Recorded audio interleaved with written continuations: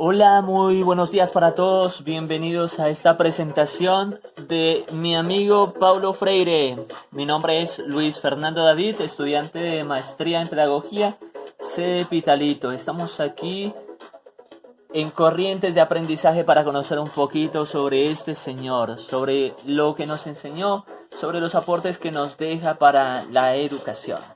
Bienvenidos.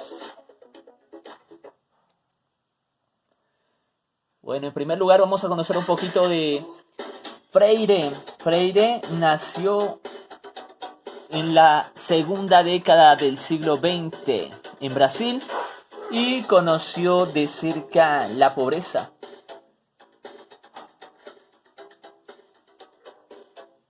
Nació en una familia pobre y por eso conoció el hambre, conoció la pobreza y quería transformar esa realidad y sabía que la principal arma para transformar la sociedad era nada más nada menos que la educación. Por eso debía hacerse una postura crítica sobre lo que acontece en la sociedad. Ese es el punto de partida para Freire. Y por eso su principal preocupación a inicios de su carrera fue la educación para estos señores, para la gente adulta. Uno pensaría en primera instancia que Freire quería dedicarse a los niños, pero no, se dedicó primero a los adultos. ¿Por qué? Porque las tasas de alfabetización eran muy bajas. La gente no sabía leer ni escribir y por eso fácilmente se le vulneraban sus derechos. Y por eso este señor decidió primero educar a los adultos y de allí ya se podía educar posteriormente a sus hijos.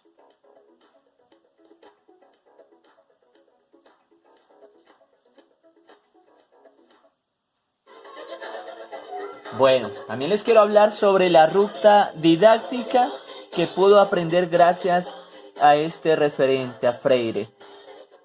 He querido realizar esa ruta didáctica a través de estos 4 pasos. Primero el saludo, luego la motivación, luego el desarrollo de la clase y luego los resultados que yo espero de la aplicación de este modelo que tiene Freire, que es la pedagogía crítico-social. Bueno, vamos a arrancar entonces primero con el saludo. Bueno, para Freire es muy importante esta palabrita que les voy a apuntar aquí. Comunicación.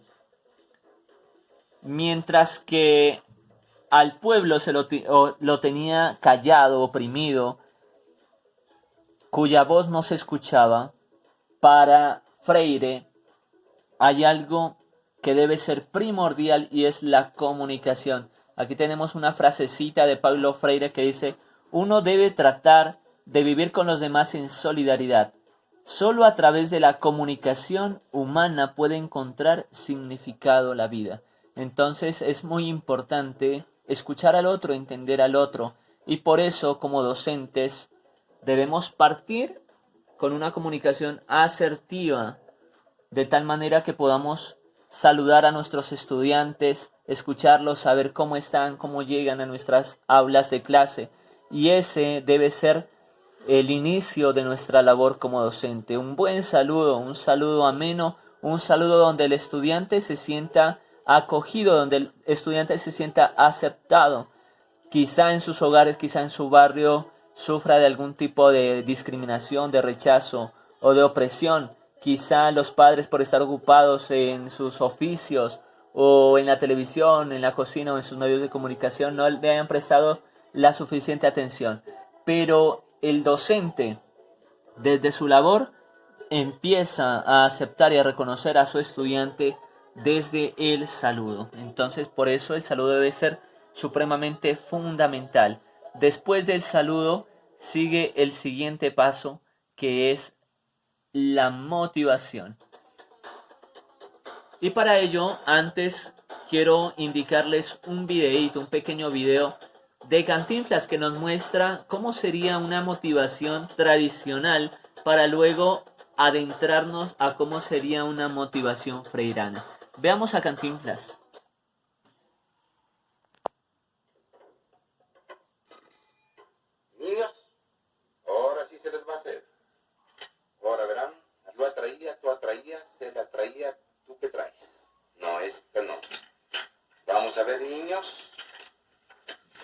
¿Ustedes saben lo que es gramática?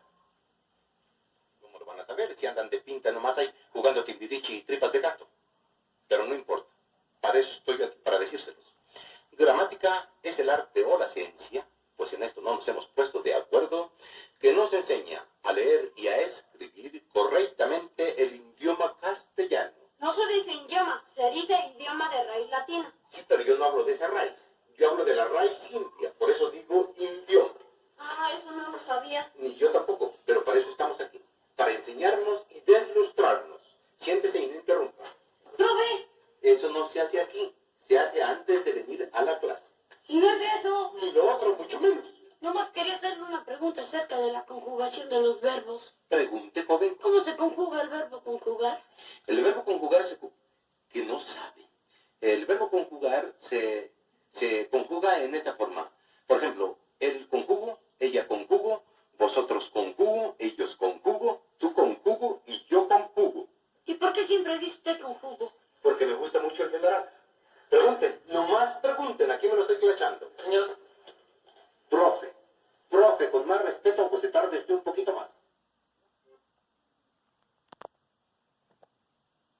Bueno, ahí nos pudimos dar cuenta de cómo era la motivación tradicional para centrarnos a una nueva motivación que es freiriana.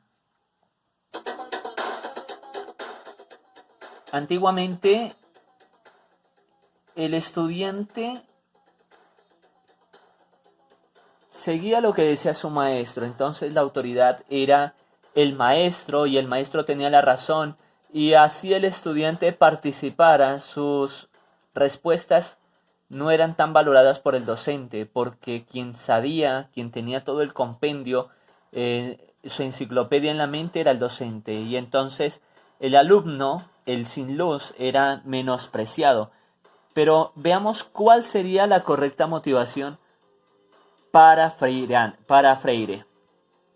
Entonces, quiero iluminarnos con esta frase. Dice: sería en verdad una actitud ingenua esperar que las clases dominantes desarrollasen una forma de educación que permitiese a las clases dominadas percibir las injusticias sociales en forma crítica.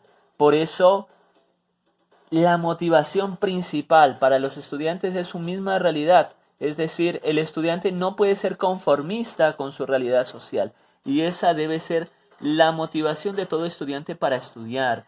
Es la búsqueda de una transformación, la búsqueda de un cambio, la búsqueda de nuevas oportunidades que se encuentran desde la educación. Esa debe ser el punto de partida. Es decir, el estudiante cuando llega al aula de clase no se olvida de su realidad social, sino que por el contrario, esa es su motivación para querer transformarla.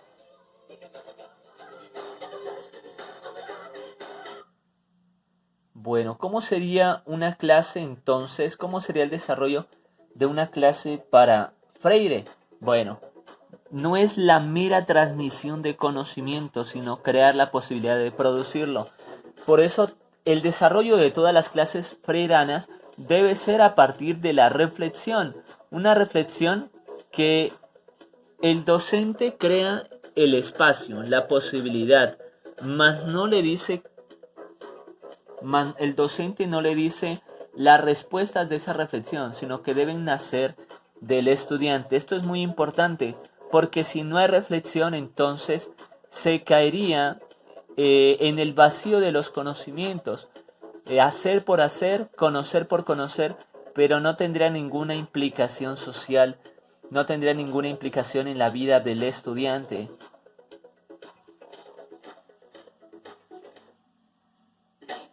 Bueno, ¿y qué resultados se esperan entonces a partir de una clase freirana? Es rescatar el humanismo, devolverle al hombre su dignidad, el respeto por sus derechos, respeto que debe empezar a nacer en el aula de clase. Entonces el aula de clase se convierte en un espacio garante de derechos, de posibilidades para los estudiantes.